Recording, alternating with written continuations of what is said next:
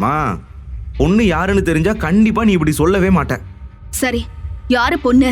நம்ம தாரிகா தான், அண்ணியோட தங்கச்சி என்று திவான் கூறிய அடுத்த நொடி அவன் கன்னத்தில் பளார் என்று அறை விழுந்தது. அதில் திவான் கண்கள் விரிய அதிர்ச்சியாக நின்றான். மா, என்ன சொன்ன? தாரிகாவா? ஆமாம்மா என்று திவான் கன்னத்தில் கை வைத்து அவரை பார்க்க அறிவழகன் அவனை அதிர்ச்சியாக பார்த்தவர், என்ன காரியம் பண்ணி வச்சிருக்க திவான்? அப்பா, நான் என்ன பண்ண?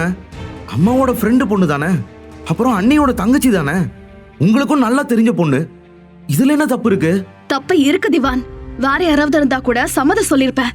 ஆனா சம்மந்தி வீட்டுல போய் இந்த வேலையை பார்த்து வச்சிருக்க. அம்மா, எனக்கு புரியல, என்ன தப்பு? என்ன தப்பா?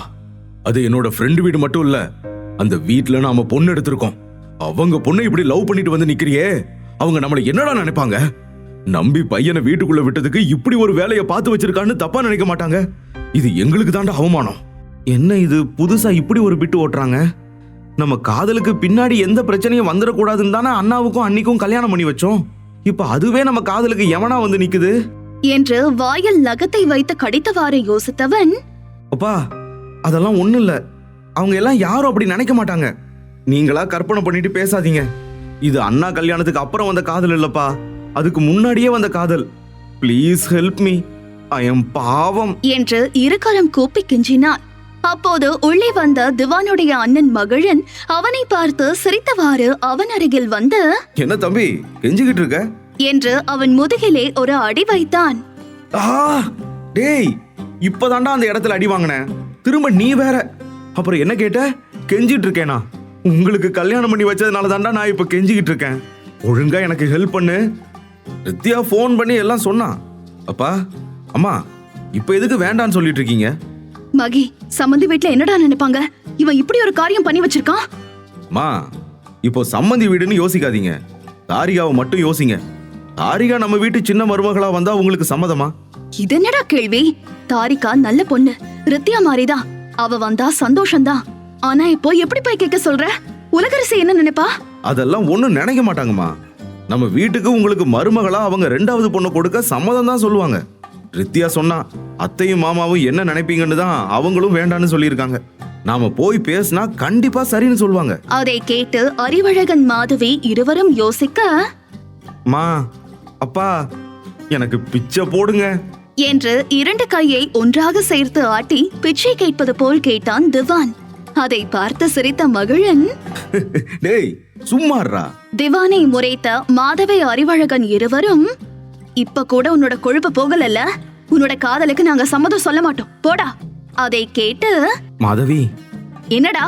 ஒன்னும் இல்ல, என்ன பெத்த தாயே, என்ன காப்பாத்தி கொடு, என்னோட காதலை சேர்த்து வைமா என்று கீழே விழுந்து அவர் காலை பிடித்து கெஞ்சினான் திவான்.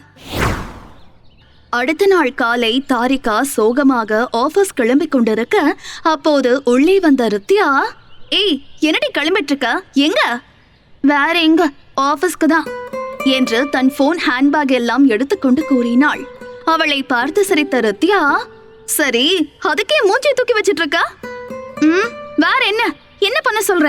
யாருக்குமே என் மேல பாசமே இல்ல என்றவளுக்கு அழுகை வந்தது. ஏ லூசு, இப்ப எதுக்கு அழுகுற? வேற என்னக்கா நான் பண்ணட்டும்? நேத்து காலையில அந்த திவான் எருமைக்கு போன் பண்ணி சொன்னேன், எங்க வீட்டுல மாப்பிள்ளை பாத்துட்டாங்கன்னு. அதை கேட்டுட்டு வேலை இருக்குன்னு சொல்லிட்டு போனவன் தான். இது வரைக்கும் ஒரு போன் கூட இல்ல. நான் போன் பண்ணாலும் எடுக்க மாட்டேங்கிறான். எனக்கு இப்ப என்ன பண்றதுன்னே தெரியல. ஒன்னும் பண்ண வேண்டாம், உன்னோட திவாவை கட்டி பிடிச்சு ஒரு முத்தம் மட்டும் கொடு, அது போதும். அதில் தாரிகா வேகமாக திரும்பி அரைவாயிலை பார்க்க அங்க கையை கட்டிக்கொண்டு திவான் அவளை பார்த்து புன்னகைத்தவாறு இருந்தான். அவனை பார்த்து தாரிகாவிற்கு மேலும் அழுகை கோபம் கலந்து வர இருவரையும் பார்த்து சிரித்த ரித்தியா, குழந்தை, நான் வெளியே போயிடுறேன், அதுக்கப்புறம் நீங்க கிஸ் மட்டும் கொடுத்துக்கோங்க, மத்ததெல்லாம் கல்யாணத்துக்கு அப்புறம் என்று கூறியவள் வெளியே சென்றாள். போகும் அவளை பார்த்து சிரித்த திவான், ஓகே அண்ணி, தேங்க்யூ என்றவன் உள்ளே வந்து கதவை கொஞ்சமே திறந்து வைத்தது போல் மூடிவிட்டு உள்ளே வந்தவன், அச்சோ, என்னோட ரெட்டை ஜடை அழகி இன்னைக்கு என்ன அழுது முகம் எல்லாம் வீங்கி போயிருக்கு என்று அவள் கன்னத்தில் வழியும் கண்ணீரை துடைத்தான். போடா, தொடாத என்று அவன் கையை தட்டிவிட்டாள் தாரிகா. அதில் சிரித்த திவான், சரி சரி, அங்க தொடல. என்றவன் அவள் இடுப்பில் கையை போட்டு தன்னுடன் இழுத்து அணைத்தவன், இப்ப எதுக்கு கோவம்? விடுடா என்ன என்று கோபமாக சினுங்கி அவனை தள்ள முயற்சி செய்தாள் தாரிகா. உன்னால முடியாது, எதுக்கு இப்ப கஷ்டப்படுற என்று அவள் மூக்கை பிடித்து ஆட்டிய திவான், இப்ப எதுக்கு கோவம் அத சொல்லு. போடா, உனக்கு என் மேல பாசமே இல்ல. அப்படியா? அத என்ன பார்த்து சொல்லு. ஏன் சொல்லுவனே என்று அவன் முகத்தை பார்த்த தாரிகா, உனக்கு என் மேல பாசமே இல்ல. உனக்கு என் மேல பாசம் இருந்திருந்தா இப்படி என்ன அழ வைப்பியா? இன்னைக்கு ஒரு நாள் மட்டும் அழுது கொண்டுதான் அழ விட்டேன். அதை கேட்டு அவனை புரியாமல் பார்த்த தாரிகா, என்ன சொல்ற? ஆமா, நீங்க என்ன பண்ற? டேய், என்ன விடுடா, வெளியே அப்பா அம்மா எல்லாரும் இருக்காங்க, நம்மள இப்படி பார்த்தா பெரிய பிரச்சனை ஆயிடும் என்று அவனிடமிருந்து விடுபட முயற்சி செய்தவாறு கூறினாள். அவளை விடாது இன்னும் இறுக்கி பிடித்த திவான், அதெல்லாம் எந்த பிரச்சனையும் வராது. ஏன்னா நாம இன்னும் நெருக்கமாக வேண்டிய சம்பிரதாயத்தை பத்தி தான் வெளியே எல்லாரும் பேசிட்டு இருக்காங்க என்று கூறி அவள் நெற்றியில் முத்தம் கொடுத்தான். அதை கேட்டு அவனை புரியாமல் பார்த்த தாரிகா, என்ன சொல்ற? ஏய் மக்கு பொண்டாட்டி, நம்ம கல்யாணத்தை பத்தி தான் உன்னோட மாமனார் மாமியாரும் என்னோட மாமனார் மாமியாரும் பேசிட்டு இருக்காங்க என்றான் அவள் மூக்கை பிடித்து ஆட்டி. அதை கேட்டு தாரிகா கண்கள் இரண்டும் அகல விரித்தவள், டேய், என்னடா சொல்ற? ஆமாடி பொண்டாட்டி, நம்ம காதலுக்கு 2 வீட்லயும் ஓகே சொல்லிட்டாங்க என்று அவள் மூக்கோடு தன் மூக்கை வைத்து உரசியவாறு கூறினான்.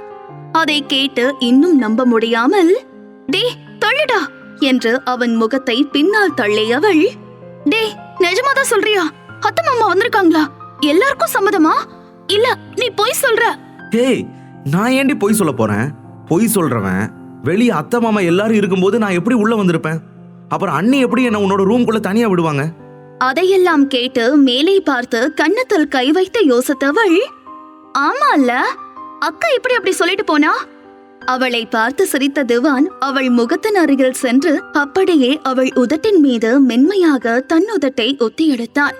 அவனின் முதல் இதழ் முத்தத்தில் அதிர்ந்த தாரிகா அப்படியே மேலே பார்த்தவாறு கண்கள் விரிய அதிர்ச்சியாக நிற்க, அதை பார்த்து மேலும் புன்னகை புரிந்த திவான் மீண்டும் அவள் உதட்டின் மீது முத்தம் கொடுத்தான்.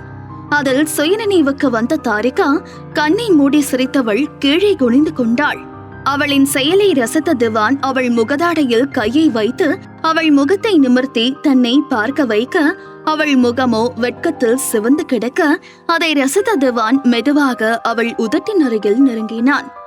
கண்ணை மூடி இருந்தவளுக்கு அவனின் மூச்சு காற்று அவள் முகத்தில் லேசாக பட்டு கொஞ்சம் கொஞ்சமாக அதிகமாக அதில் அவன் தன் முகத்தின் அருகில் வருகிறான் என்று உணர்ந்த தாரிகா இதயம் படபடவென்று துடிக்க, என்ன செய்ய போகிறான் என்ற ஆர்வம் மேலோங்க தன் கண்ணை இன்னும் இறுக்கி மூடி ஒரு சின்ன எதிர்பார்ப்போடு இருந்தவள் பட்டு இதழின் மீது அவன் தடித்த இதழ் உரச, அதில் தாரிகா உடலில் ஷாக் அடித்தது போல இருந்தது.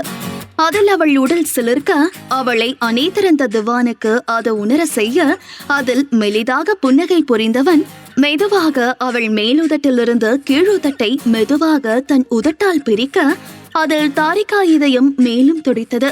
எங்களை பிரிக்காதீர்கள் என்பது போல மீண்டும் தன் 2 உதட்டை இறுக்கி ஒட்டிக் கொண்டாள். ஆனால் திவானோ இதழை பிரிக்காமல் தேனை எப்படி எடுப்பது என்பது போல தன் நாவை நீட்டி அவள் இதழை தீண்ட, அதில் மீண்டும் தாரிகா உடல் சிலிர்த்து தன் 2 உதட்டுக்கும் கொஞ்சம் இடைவெளி கொடுத்தாள். அந்த தருணத்தை தவறவிடக் கூடாது என்று உடனே அவள் கீழுதழை தன் 2 இதழ்களுக்கு இடையில் சிறை செய்து கொண்டான் அந்த கள்வன். அதில் ஒரு நொடி அதிர்ந்து தன் கண்ணை அகல விரித்த தாரிகா அடுத்து அவன் செயலில் மீண்டும் தன் கண்ணை இறுகி மூடி அவன் இடுப்பை இறுக்கி பற்றி கொண்டாள். திவானோ தனக்கு கிடைத்த தன்னவள் தேன்கூட்டை விடக்கூடாது என்று அந்த தேன்கூட்டில் இருக்கும் தேனை உறிஞ்சி எடுத்து சுவைக்க தொடங்கினான்.